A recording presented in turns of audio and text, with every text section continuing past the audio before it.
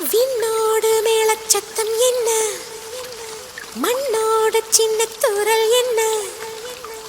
எங்கேதான் சென்றாயோ இப்போது வந்தாயோ, சொல்லாமல் வந்தது போல் இல்லாமல் போவாயோ, தப்பாமல் மீண்டும் சந்திப்பாயோ, நீ வரும்போ